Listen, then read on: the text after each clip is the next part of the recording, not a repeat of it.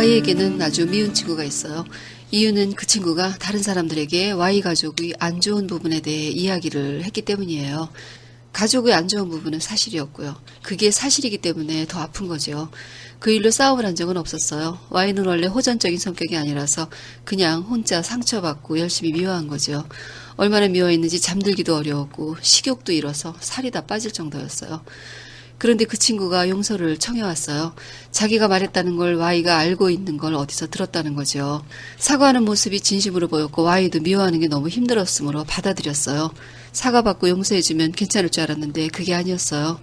알았으니 나는 사과한다. 이런 식으로 관계의 정리를 깔끔히 해결하는 그 친구 태도가 싫었고요.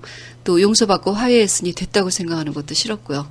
전보다 더 친하게 대해주는 것도 싫었어요. 제일 중요한 건 그 일로 받은 상처가 가시질 않았죠.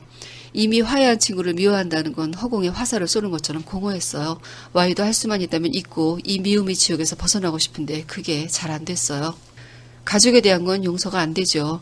내 욕을 하는 것보다 더 상처가 깊어요. 차라리 그 이야기 들었을 때 만나서 싸웠으면 훨씬 깔끔했을 거예요. 그렇게 하지 못했기 때문에 미움이 쌓였고 복수심이 마음속에서 뿌리 내렸고 싹을 틔운 거죠. 그 일로 아무 말도 못한 거 보면 Y는 천성적으로 복수도 제대로 못할 사람이에요. Y의 상처의 본질은 가족의 안 좋은 일이죠.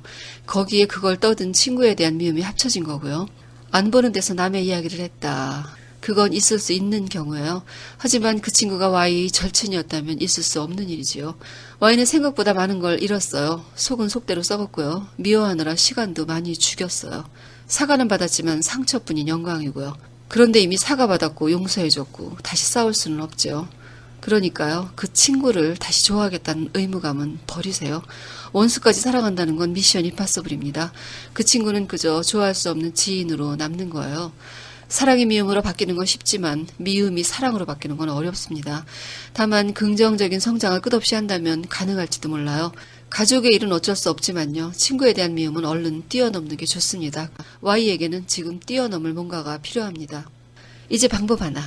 작품을 하나 만드세요. 뭔가를 완성하는 거죠. 제일 중요한 건요.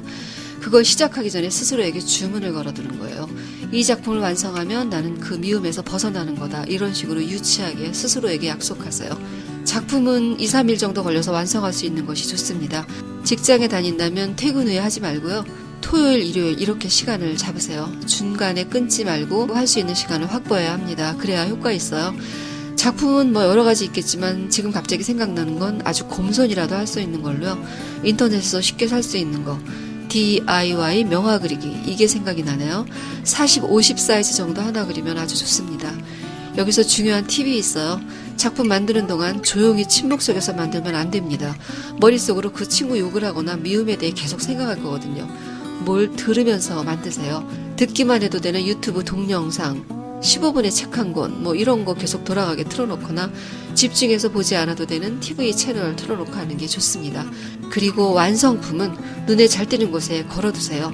다시 힘들 때 그걸 보면서 내가 뛰어넘기 위해 얼마나 긍정적으로 노력했는지를 상기할 수 있어야 하거든요.